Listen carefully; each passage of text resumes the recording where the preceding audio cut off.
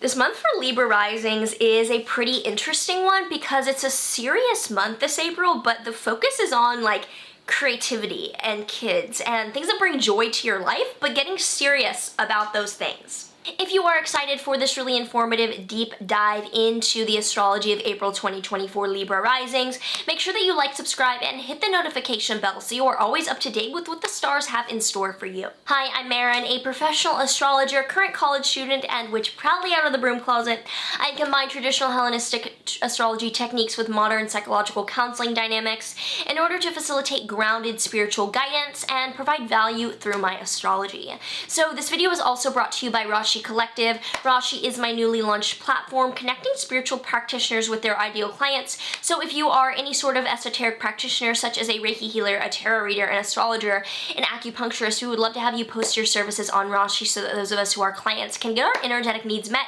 Rashi is a space for you to hold space, and we would love to have you join the family. Link is in description below. So as I said, this month is one of getting serious about fun, basically, which is an interesting dynamic in and of itself for you as a Libra rising. But on the 1st, Mars continues to conjoin Saturn in your Aquarius 5th house. So this is something that is carrying over from last month. It is a dynamic of serious ground laying, of challenge, and knowing that there's work to be done around the area of children, creativity, or romance in your life. It really is a new energy of laying the groundwork for the new challenges and new growth that you are bringing into effort towards these fun areas of your life. There might be an art project that you're like, yeah, I'm going for. It might be something arising around children or romance that needs some effort on your part. On the 1st as well, Jupiter is continuing to conjoin Pluto in your Capricorn 4th house, so this is especially not something new. This is a carryover of serious expansion of crisis and transformation in your home and family world, being a priority that was throughout the rest of the earlier part of 2020 and will be so to come. It's being focalized, and the crisis is expanding, not so much for better or for worse, but there is a transformation taking place around family, property, maybe ancestors, or maybe like your home itself. On the 3rd, Venus enters Gemini in your 9th house, so ease, harmony, beauty, love is coming to your 9th house of foreign matters, of cross-cultural affairs, of higher education. These things regarding philosophy or learning or experiences are being really likely a place of pleasure and blessings for you this April. Then on the 3rd, Mercury conjoins Neptune in your Pisces 6th house. This is a really beautiful aspect of getting positive or dreamy information through taking care of yourself, about your health, especially about illness you might be dealing with, about coworkers, things that you have to deal with in order to get on with life. There's good information coming around those the beginning of the month. On the 4th, then, Venus and Gemini trine Saturn in Aquarius between your 9th and 5th houses, so the ability to go after long-term goals such as travel plans, such as higher educational goals, those things are being helped out by the really positive effort you're putting towards actualizing the fun in your life around children, creativity, or romance. On the 6th, Mars in Aquarius will square Uranus and Taurus, so some of the effort you're putting towards your romantic or creative or child-related world is being urged by the shared finances in your life. The shared finances in your life are definitely kind of pushing you towards making some effort-driven steps in those joyful areas of your life.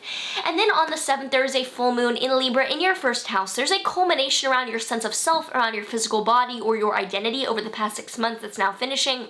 You can watch the full video on this full moon down below if you would like to get the full scoop. You can check out the ins and outs for that after this video, but it really is focalizing you coming out of your shell this month. On the 14th, the Sun in Aries will square Jupiter and Pluto in Capricorn, so the focalized middle part of the month will be around relationships and how the extension of the crisis at home is asking you to grow and transform in your relationships as well. This is both a positive aspect and an intense one. That's really how Jupiter and Pluto are aligning with your 7th house right now, so it's asking you to step into a really positive new transformation that likely requires some growing pains at the same time. On the 19th, the Sun will enter Taurus in your 8th house, drawing your focus into shared finances, joint assets, and things that you share with a partner in close proximity nearing the end of the month for Taurus season. Then on the 20th, the Sun in Taurus will square Saturn in Aquarius between your 8th and 5th houses, so the matters at hand regarding shared finances or assets that you share with a partner are being pressured by the dynamics of children, creativity, or romance in your life. You might be being asked to spend or invest more in your children or in a romantic partner partner than you previously would have liked or that you expected to, or in an art project as well. Then on the 22nd, there is a new moon in Taurus in your 8th house, a new beginning that's really fertile and really positive, honestly. This is a really beautiful alignment. You check out the full video down below after this video in the description below, but this is a really beautiful new beginning around planting fertile seeds for shared financial matters to come. On the 25th, the sun will then conjoin Uranus and Taurus in your 8th house, a burst of lightning, new surprising information around shared finances. So these joint bonds with a partner definitely do come in some unexpected or radical ways nearing the end of the month. Then on the 25th, Mercury in your Aries 7th house will square Jupiter and Pluto in your Capricorn 4th house. So the communication that you're needing to take with a partner on a one-to-one relational basis is being expanded and asked for deep changes through your home. Your home dynamic of major shifts that has been going on is now asking for you to communicate about that with a partner. And then on the 27th, Mercury enters Taurus and immediately squares Saturn in Aquarius. So the matters at hand that you're not communicating about in terms of shared finances are again being challenged or pressured by the dynamic around romance, creativity, or children. So like I said, this month is definitely focalizing, getting serious about the things that bring you joy in order to best and most healthily integrate those into your life.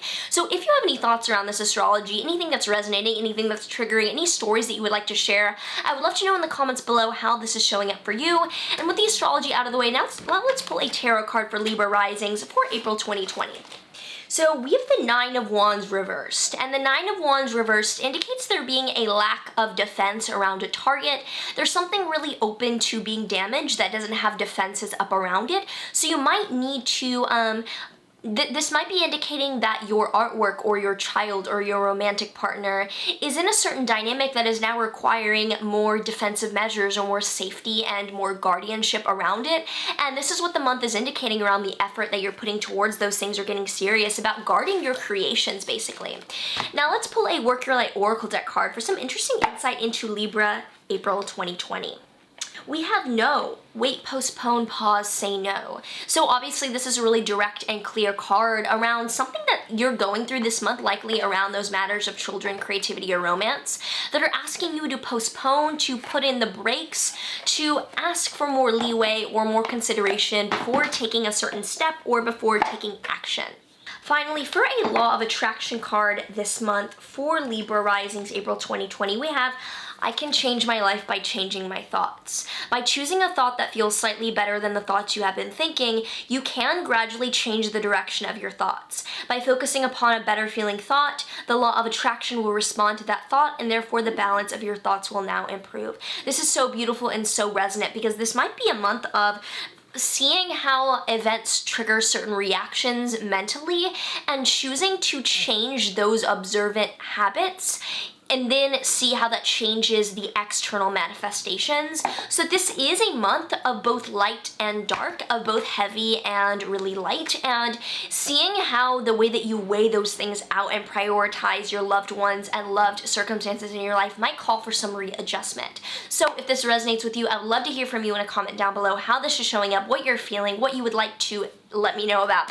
I do offer private consultations down below, and I would love to read for you, so if you are interested, check that out. Also check out Rashi in the description below. We are open to having you join the family. Otherwise, like, subscribe, do all of the things. Check out my other videos. I will see you in the next video, and take care. But there is one thing you're all forgetting, but in this morning